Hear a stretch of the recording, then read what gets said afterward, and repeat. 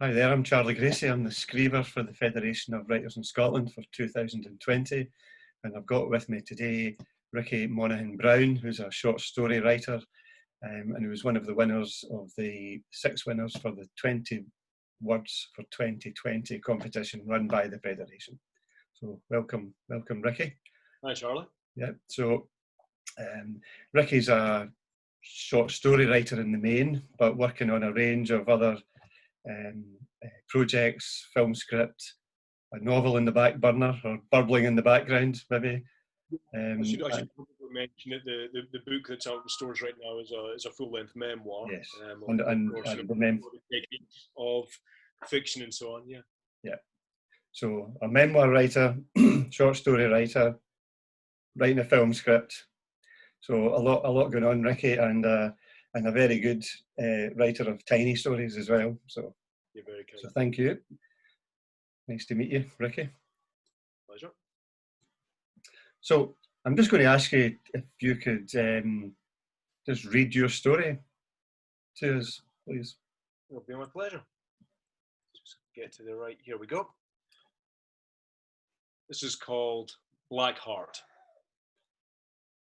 3 coffee shop tattoos. You said, let's get them. I'm black-hearted. They're only temporary.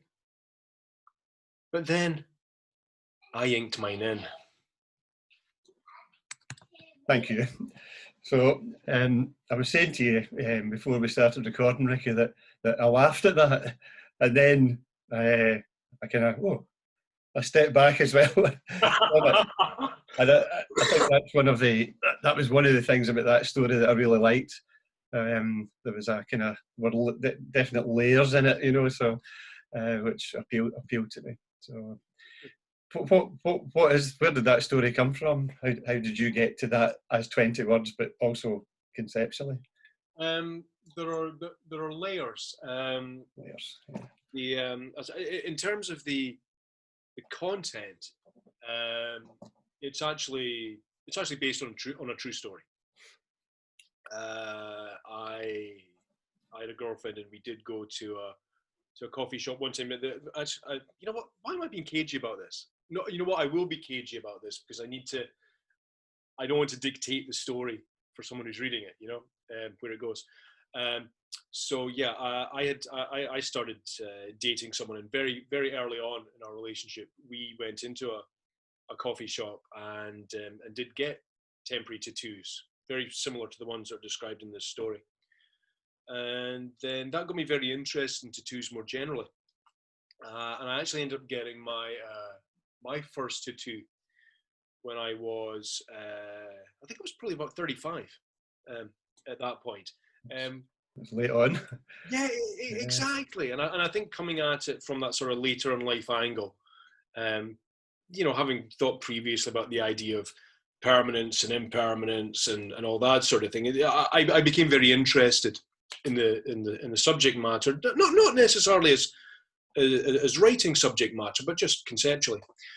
And then some years after that, I was writing a trio of haiku on the subject of ink.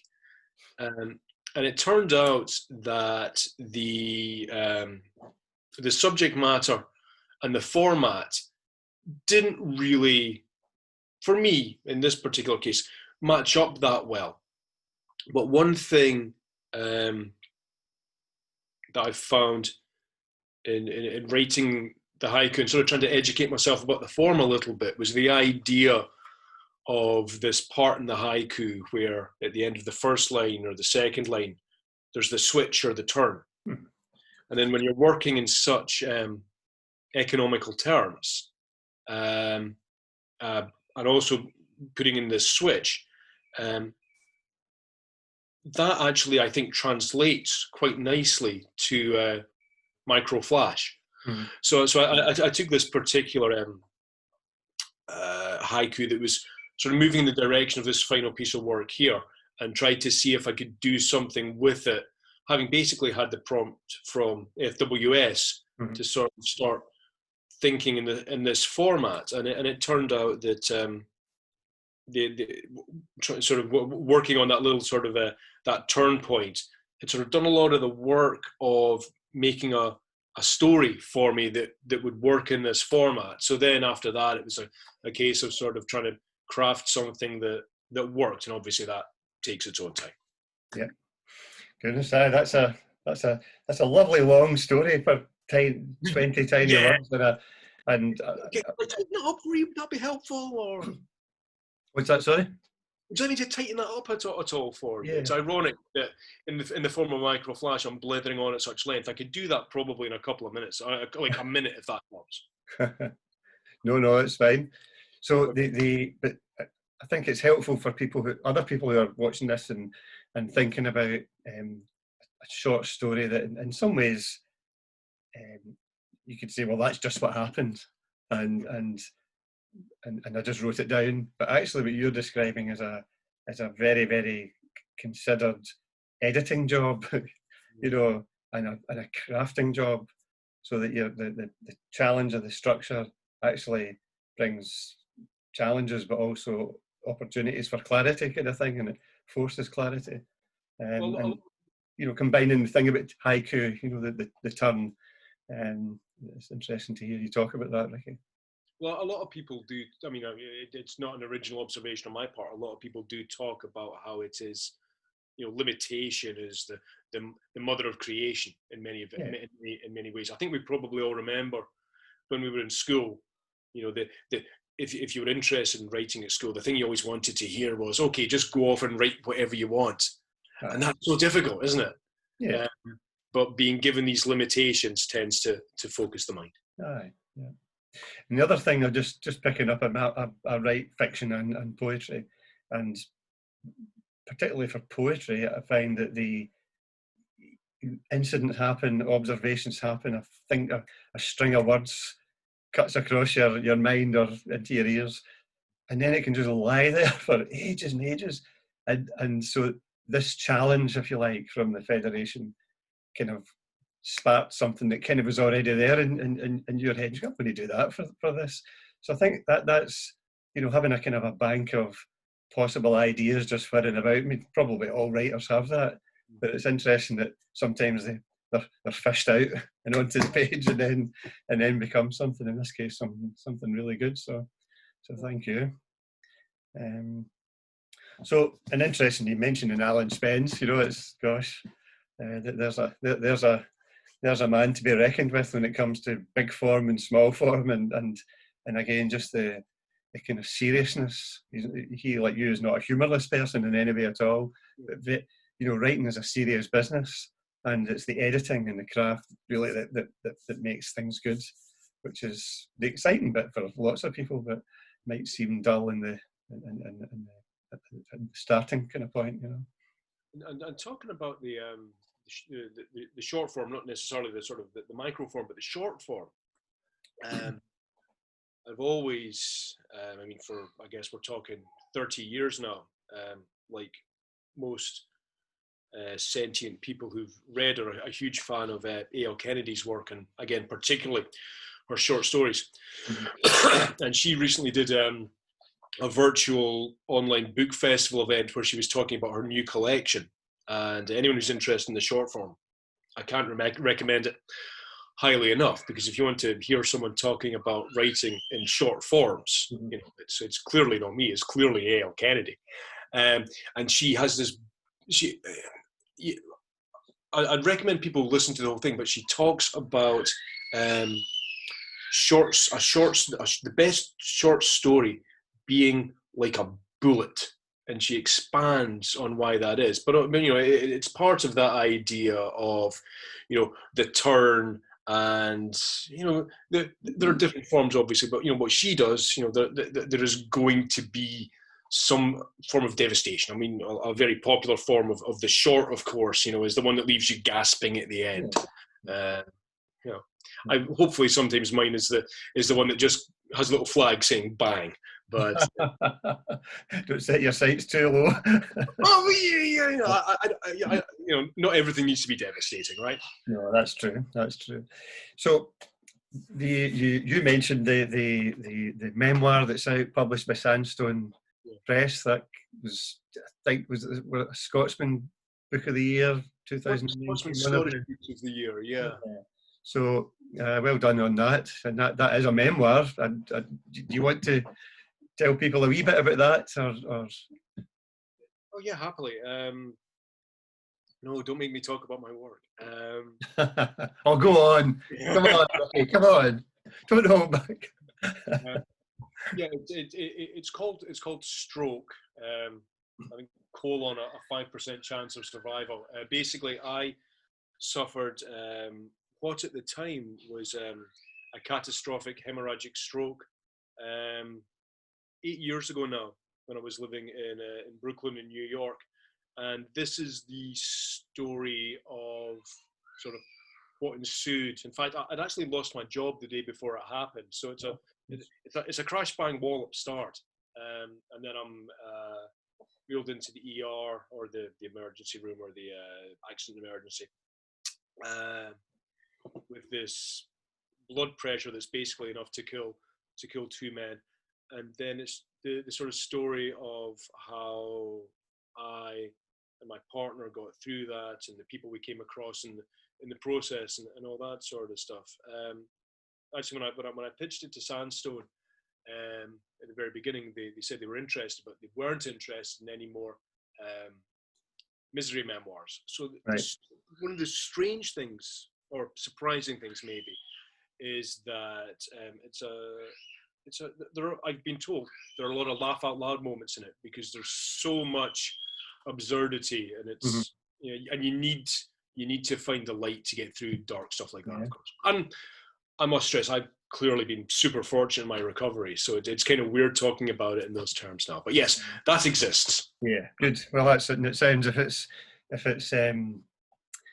it's getting that kind of notice, then it's probably something for people to have a read at. So thank you, and good luck with that. Thank you. And you have a short story collection that you're bringing together just now as well, Ricky. Yeah. We were talking before we got on, and I think even during the course of this chat here, about it's a very common thing for people to say that 90% of writing is in editing. Yeah. And now I'm at a point where I have over the past few years, I've had quite a lot of short stories published in various venues. And at the same time, I've also written various other ones that are sort of haven't found the right home and all that sort of thing. And then finding out which ones make their way into the collection is an interesting challenge, because what I'm discovering now is it's not just as easy as saying these are my, pick a number, 20 favorite. What I'm learning now is that some sort of thematic consistency. Certainly, if you are writing at the level that I'm writing at, but it's not the same exalted level as the people we're talking about. Clearly, we're essentially 20 random stories by these people. You're going to eat them up. With me, I'm needing to find a little bit of focus just to make it more of a rewarding experience for the reader, probably. Yeah. That's interesting. I have whenever I talk to people about short story writing, I would always mention Donald McLaughlin, who's Irish but lives in Scotland for most of his life, and his approach to the thematic issue is that he has a particular character that he follows through both his collections that are out and beyond. In fact, the Liam character, a boy whose life is not a million miles from Donald's own experience, but Derry emigrating to Scotland and back and forward, and an exploration of the troubles in Northern Ireland through that life and family life, etc. And what he does in his stories is to kind of have a zip approach, where every second story is a Liam story and every other second story is something else. So they kind of sit in the contents like that. So the thematic thing is, I don't mean inconsistent, but not solid, but it's strong and solid in a different sense. So that's one way of doing it, is having the same characters emerging all the time. Another, Claire Keegan, I don't know if you've read her stories. Another Irish writer, actually. She has a kind of almost a bit of a theme of bleakness, rural life, but so there can be a colour, I suppose, as a theme, almost a kind of a smell or a sense of that comes from stories. So it doesn't need to be thematic in any character sense. It can be. Yeah, sort of on a much more subtle, if you would, sort of a level. What I think, regardless of what stories end up moving into this collection, they will, to be a great extent, be a study of good people doing what we would generally consider to be bad things.